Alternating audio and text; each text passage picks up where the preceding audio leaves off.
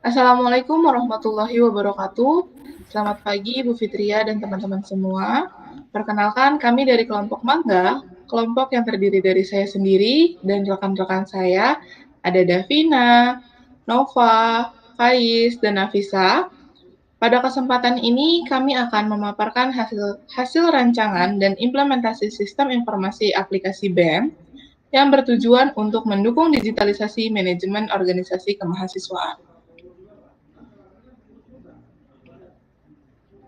Nah, BEM sebagai organisasi kemahasiswaan yang sangat aktif, memiliki banyak tanggung jawab dan kegiatan di dalam kampus. Namun, kami menemukan beberapa permasalahan utama yang sering terjadi dalam pengelolaan internal BEM.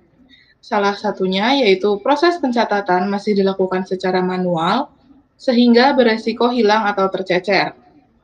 Yang kedua, dokumentasi kegiatan sulit diakses kembali jika dibutuhkan. Yang ketiga, komunikasi antar anggota terkadang tidak terstruktur dan akses informasi menjadi terbatas. Melihat kondisi tersebut, muncul kebutuhan untuk mengembangkan sebuah sistem informasi yang dapat membantu pengelolaan BEM secara lebih terorganisir, mudah diakses, dan jauh lebih efisien. Nah, berdasarkan latar belakang tersebut, kami merancang sistem ini dengan beberapa tujuan utama, yaitu meningkatkan transparansi dan akuntabilitas kinerja organisasi agar setiap anggota bisa mengetahui perkembangan kegiatan dan data secara terbuka. Yang kedua, mendukung komunikasi dan kolaborasi antar anggota dengan menyediakan satu platform bersama. Yang ketiga, menyediakan dashboard informasi agar pengurus dapat memantau data dan kegiatan secara ringkas dan cepat.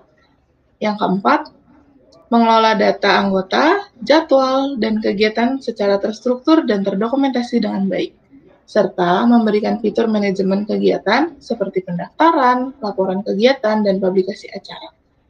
Selanjutnya akan dibacakan oleh rekan saya, Davina. Oke. Slide selanjutnya adalah deskripsi sistem aplikasi BEM Cyber. Sistem ini merupakan aplikasi manajemen kegiatan dan informasi organisasi BEM Badan Eksekutif Mahasiswa berbasis mobile yang dirancang untuk memudahkan pengurus maupun mahasiswa dalam mengakses dan mengelola aktivitas organisasi. Yang pertama ada registrasi dan login anggota. Fitur ini digunakan agar setiap pengguna, baik pengurus maupun mahasiswa umum, dapat membuat akun, melakukan login, dan memiliki akses sesuai haknya. Pengurus memiliki akses lebih luas seperti pengelolaan kegiatan, sedangkan mahasiswa hanya bisa melihat pengumuman dan kegiatan. Yang kedua, ada dashboard ringkas data kegiatan. Menampilkan informasi singkat dan statistik kegiatan yang sedang atau akan berlangsung. Misalnya, jumlah kegiatan bulan ini, status proposal, absensi rapat terakhir, dan lain-lain. Yang ketiga, ada tambah, edit, hapus kegiatan. Pengurus dapat membuat agenda baru, mengedit data kegiatan yang sudah ada, maupun menghapus kegiatan yang dibatalkan. Ini memungkinkan manajemen data acara secara dinamis dan real time. Yang keempat ada kalender kegiatan. Berisi daftar semua kegiatan BEM dalam tampilan kalender bulanan. Mahasiswa bisa melihat kegiatan berdasarkan tanggal, tempat, dan jenis kegiatan. Yang terakhir ada laporan dan publikasi acara. Setelah kegiatan selesai, pengurus bisa mengunggah laporan kegiatan dan mempublikasikannya ke semua pengguna. Ini berguna sebagai bentuk pertanggungjawaban dan dokumentasi kegiatan. Next.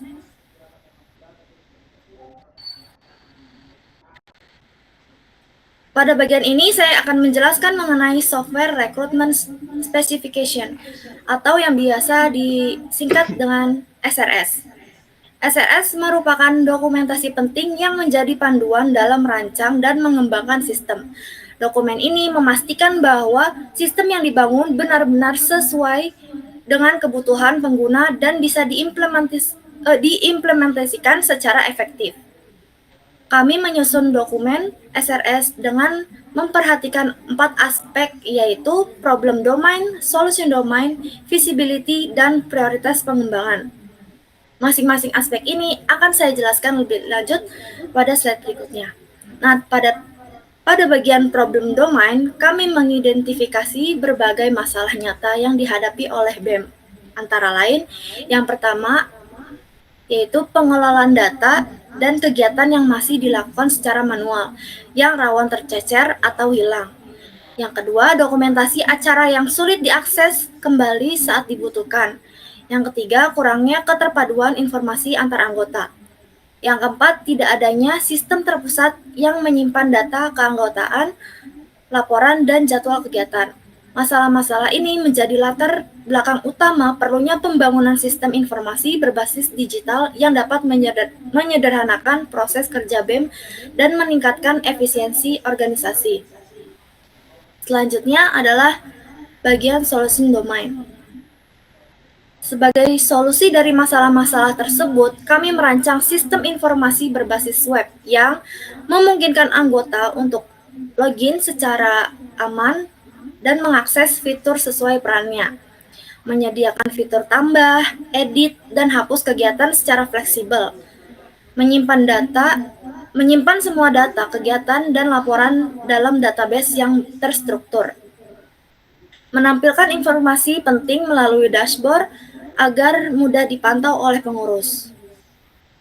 Nah, untuk memudahkan pengembangan dan pengujian, solusi ini dibagi menjadi 2 tahap. Tahap pertama, fokus pada fitur inti seperti login, manajemen kegiatan, dan pembuatan laporan. Tahap kedua, meliputi fitur tambahan seperti publikasi, kegiatan keluar, dan notifikasi. Selanjutnya akan dibacakan oleh Kais. Kais, dipersilakan. Baik, terima kasih. Dalam feasibility study, kami menilai apakah sistem ini layak dibangun dari berbagai sisi. Sisi yang pertama yaitu sisi teknis. Teknologi yang digunakan adalah HTML, CSS, JavaScript, dan basis data MySQL yang mudah diakses dan digunakan oleh tim pengembang. Sisi yang kedua adalah sisi ekonomis. Karena dikembangkan oleh tim internal mahasiswa, biaya pengembangan dan dapat ditekan seminimal mungkin. Selain itu, sistem berbasis web tidak memerlukan perangkat keras khusus. Dan yang terakhir adalah sisi operasional. Sistem ini dirancang agar mudah digunakan oleh pengguna non-teknis, terutama pengurus BEM yang berasal dari berbagai jurusan. Hasil dari feasibility study menunjukkan bahwa sistem ini layak dikembangkan dan dapat memberikan dampak positif terhadap pengelolaan organisasi secara keseluruhan. Next. Nah, pada bagian ini, kami melanjutkan analisis kelayakan sistem dengan meninjau 2 aspek tambahan, yaitu inverse recruitment, yaitu masalah atau kebutuhan yang muncul akibat tidak adanya sistem atau ketidakefisienan sistem lama. Dan yang kedua adalah design dan implementation constraint, yaitu batasan teknis yang perlu diperhatikan dalam pengembangan sistem. Di sini ada beberapa masalah yang kami identifikasi, yaitu inverse recruitment, dan selanjutnya adalah kami juga mempertimbangkan kendala teknis yang mungkin muncul saat pengembangan. Sekian dari saya. Dilanjut oleh teman saya, Nafisa. Oke, setelah menganalisis kelayakan sistem, kami menyusun prioritas pengembangan agar fitur yang paling penting juga bisa dibangun terlebih dahulu dan diuji secara bertahap. Fitur-fitur berikut diprioritaskan karena dianggap critical C atau useful U untuk operasional BEM. Sistem harus memiliki fitur pelacakan program kerja berdasarkan divisi, deadline, dan status. Pencatatan kegiatan harus bisa disusun berdasarkan jenis dan tanggal kegiatan. Harus ada dashboard visualisasi feedback agar pengurus bisa melihat statistik hasil kegiatan. Sistem perlu terintegrasi dengan Discord atau Google Calendar untuk pengingat otomatis dan sinkronisasi jadwal dan poin lain yang ada di layar pada share screen kami. Nah, untuk non-fungsional, prioritas utama meliputi antarmuka yang ramah pengguna, jelas, dan konsisten. Kemudahan akses dari berbagai perangkat mulai dari desktop, tablet, dan mobile. Bahasa sistem harus formal dan baku agar profesional dan poin yang ada pada tabel seperti poin yang ada pada tabel berikut. Next. Setelah menentukan prioritas utama, kami juga menyusun prioritas tahap kedua. Fitur-fitur di sini tetap penting, tapi membangun setelah tapi dibangun setelah sistem utama stabil. Beberapa kebutuhan muncul dari masalah yang sering terjadi, seperti yang pertama, sulitnya memantau program kerja secara real-time, yang kedua, tidak adanya pusat penyimpanan laporan kegiatan, yang ketiga, minimnya dokumentasi aspirasi mahasiswa, yang terakhir, informasi kampus yang tidak terdokumentasi rapi. Kami juga menetapkan batasan teknis dan preferensi pengembangan seperti menggunakan HTML, CSS, JavaScript, Laravel, dan framework modern lainnya. Database yang digunakan yaitu MySQL atau PostgreSQL. Sistem di hosting di layanan cloud seperti AWS atau GCP. Hak akses pengguna dibedakan melalui role-based access control. Semua ini disiapkan agar sistem bisa terus dikembangkan dan tetap aman secara efisien di masa depan. Next. Nah, slide ini menampilkan use case diagram untuk sistem informasi BEM. Diagram ini mencakup seluruh aktivitas utama pengguna mulai dari registrasi dan login, melihat dan mengelola kegiatan, mengelola proposal dan laporan keuangan, hingga pengaturan notifikasi dan dokumen organisasi. Total ada 32 use case yang mewakili proses kerja utama dalam sistem. Di sisi kanan kami bandingkan dengan versi sebelumnya yang hanya mencakup fungsi dasar seperti login, unggah dokumen, dan edit profile. Dengan pengembangan ini, sistem menjadi jauh lebih lengkap dan sesuai dengan kebutuhan nyata BEM. Baik, selanjutnya akan dilanjutkan dengan rekan saya, si Nova.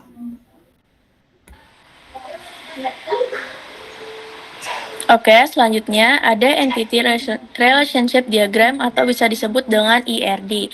Diagram ini menunjukkan hubungan antar data utama dalam sistem BEM. Anggota memiliki data pribadi, mengikuti kegiatan, mengajukan proposal, dan membuat laporan. Setiap kegiatan dan laporan terhubung berdasarkan tanggal dan identitas anggota. ERD ini digunakan untuk menyusun struktur database yang rapi dan efisien. Selanjutnya, nah, slide ini menampilkan data flow diagram yang terdiri dari 3 bagian, DFD Context, level 0, dan level 1. Pada DFD Context menjelaskan alur data secara umum. Pengguna sistem terdiri dari mahasiswa dan pengurus BEM yang saling bertukar informasi kegiatan, input data, dan laporan melalui sistem. Pada DFD 0 menjabarkan proses utama seperti manajemen anggota, manajemen kegiatan, dan pengelolaan laporan. Setiap proses saling terhubung melalui aliran data yang jelas. Yang terakhir DFD level 1, merinci proses internal seperti verifikasi pendaftaran, pengelolaan akun, serta pengarsipan data laporan. Diagram ini membantu kami memastikan bahwa semua proses berjalan logis dan efisien. Slide ini menampilkan activity diagram yang menggambarkan alur aktivitas dari 4 jenis pengguna, mahasiswa, dosen, anggota BEM, dan admin. Mahasiswa dapat masuk ke dashboard, melihat kegiatan, dan mendaftar. Untuk dosen, bisa masuk ke dashboard dan melakukan verifikasi atau memberikan komentar pada agenda BEM. Untuk anggota BEM bertugas membuat atau mengedit kegiatan, mengelola aspirasi mahasiswa, dan mempublikasikan informasi. Yang terakhir ada admin berperan dalam mengelola user, role, dan memantau sistem. Semua aktivitas ini akan menghasilkan laporan yang otomatis tersimpan dalam sistem. Next. Nah, kita bisa lihat di sini ada tampilan mockup aplikasi BEM Cyber.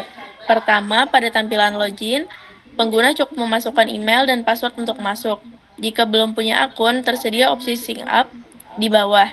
Selanjutnya, pada halaman utama, pengguna disambut dengan informasi kegiatan mendatang dan pengumuman penting. Terdapat juga menu utama seperti kalender kegiatan, ajukan proposal, absensi rapat, dan profil pengurus. Terakhir, fitur kalender kegiatan memudahkan pengguna melihat jadwal secara rinci. Misalnya, pada tanggal 18 April 2024, sudah terjadwal beberapa agenda seperti seminar, rapat rutin, dan workshop.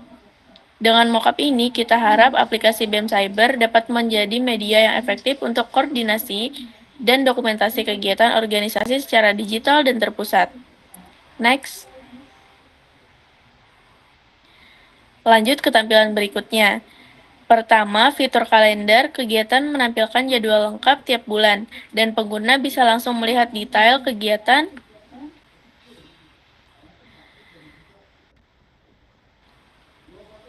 menampilkan jadwal lengkap tiap bulan, dan pengguna bisa melihat langsung detail kegiatan yang berlangsung pada tanggal tertentu. Yang kedua, terdapat fitur form pengajuan proposal, yang memungkinkan anggota mengajukan kegiatan langsung lewat aplikasi. Lengkap dengan detail judul, nama pengaju, tanggal, dan anggaran. Yang ketiga, pada halaman profil pengurus, pengguna bisa melihat data diri pengurus secara lengkap, mulai dari nama, jabatan, program studi, angkatan, hingga kontak yang bisa dihubungi. Tombol edit pada profil juga disediakan agar data bisa diperbarui kapan saja. Dengan fitur-fitur ini, aplikasi BEM Cyber diharapkan dapat mempermudah dokumentasi kegiatan, memfasilitasi pengajuan program kerja, serta memperkuat transparansi dalam struktur organisasi.